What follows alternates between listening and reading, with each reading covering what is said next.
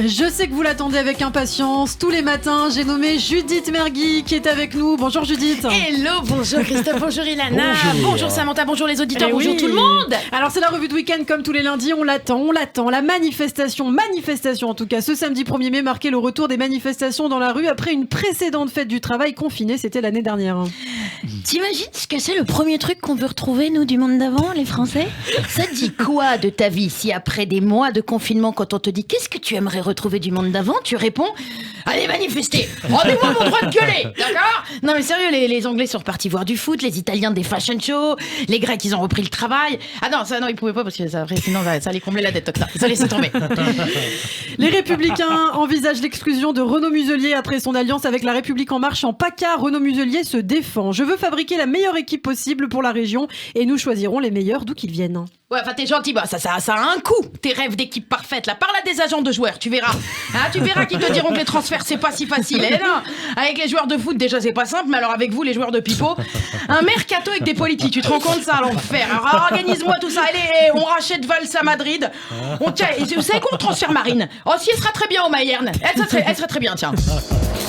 Et puis Renaud Muselier se défend de toute trahison. Il dit qu'il est même prêt à ouvrir sa majorité à des Verts raisonnables et aux repentis du Front National.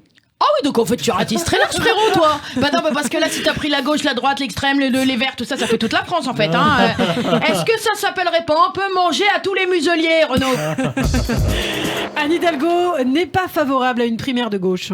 Oui chérie, mais enfin nous on n'était pas non plus favorable à une maire de gauche, tout court, et bien c'est la vie, c'est comme ça, on fait toutes les choses qu'on veut.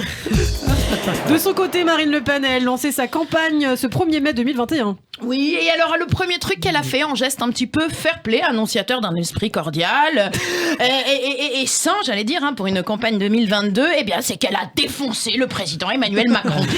Elle dit que si Macron a un second mandat, je cite, attention, ce serait le saccage social, la purge fiscale, la vente à la découpe de la France, après 4 années de désunion et de fragmentation. Alors je crois que c'est Marine Le Pen des années... Oui, c'est ça, non mais c'est pas ça, c'est l'intensité en fait. Le gars qui lui écrit son discours, c'est aussi le scénariste de Game of Thrones, en fait. Donc là, il s'emporte des fois, vous voyez, il se mélange entre Marine, Cersei Lannister, vous voyez, dans sa tête, ça fait, voilà. Et elle donne à Emmanuel Macron le titre de président du chaos. Eh oui, car elle préférait, elle, garder celui de la reine des fachos. Alors, pardon, c'est sorti de ça. Non mais alors, arrêtez de chauffer les politiques, s'il vous plaît, avec Game of Thrones, parce que sinon, il y a Chiappa qui va vouloir se chauffer pour jouer Daenerys. On va devoir censurer toutes les scènes. Et n'empêche que Sansa et Marion Maréchal, vous voyez un petit peu le rapport physique quand vous regardez les deux? Oui, il y a quelque chose, vous regarderez. Et puis, non mais de toute façon, il y a un truc, c'est sûr, hein, Tyrion, c'est Sarko, et Hollande, c'est Samuel Tarly. Alors, si vous n'êtes pas fan de la série, là, pardon, je vous ai perdu pendant une petite minute, quoi. Au Royaume-Uni, quelques 3000 personnes étaient attendues vendredi et samedi dans une discothèque de Liverpool. Les participants qui devaient présenter un test négatif pour entrer dans le club seront testés dans quelques jours après ces 2 soirées tests sans masque.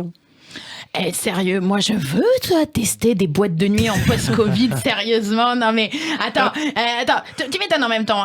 Par contre, t'imagines que tu dois un petit peu changer tes habitudes parce qu'il y a plein de chansons que tu dégages, qu'on n'aura plus. Tu vois, par exemple, Tarkan en boîte, c'est fini, Tarkan, tu vois plus le bisou. Donc là, ça y est, on annule. En plus, la chanson était nulle, donc ça sert à rien. La danse des canards, on garde, vous voyez, parce que le coude, c'est bon, on peut être ok, ouais, ça fait un check du coude, c'est autorisé.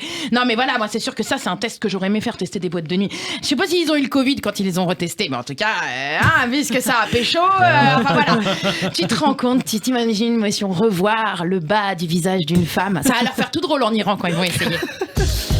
Et avec ou sans transition au choix, 10 ans après la mort de son fondateur Oussama Ben Laden, on observe une direction d'Al-Qaïda affaiblie. L'organisation ne s'est pas trouvée de successeur à sa mesure, Judith. Ouais, j'avoue que c'est plus les tauliers de la peur, hein, pardon, Al-Qaïda. Bah, ils font pitié un peu là, je t'avoue. Bah, depuis, il y a Daesh qui est quand même qui s'est positionné, qui sont plus horribles, plus trash. Donc, voilà, quoi, Al-Qaïda, c'est un petit peu dépassé, quoi. C'est comme Facebook, un peu plus personne n'en parle, voilà. Hein.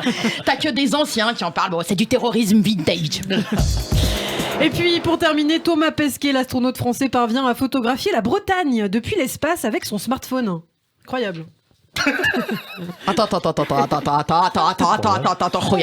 la Bretagne. Attends, là, tu sais combien elle a coûté la mission, frérot? Non, mais écoute, tout ça pour que toi tu vas jouer avec ton téléphone, mais dis-toi, mais tu voulais une carte postale de la Bretagne, je t'emmenais à Saint-Malo, c'était torché. Non mais dis-moi, au moins, je sais pas, il aurait pu faire Ménique des noms de constellations un petit peu, vous voyez. En plus, tu peux toujours inventer tout ce que tu veux, partir en impro avec les noms d'étoiles, t'as le droit de ce que tu veux. Tu peux partir sur des Cassiopeia, Saturnux, Anaka 3. Non mais c'est vrai. Alors non, l'autre on l'envoie rencontrer des Martiens, il photographie le Mont Saint-Michel, j'y crois pas. Merci Judith Mergui. Et on peut suivre d'ailleurs les petites aventures de Thomas Pesquet sur Instagram, puisqu'il publie très régulièrement demain le Poitou-Charentes en photo. Des photos de l'espace. Et on embrasse Thomas Pesquet s'il nous écoute en tout cas. Merci beaucoup Judith Mergui. On vous retrouve demain matin sur Radio J.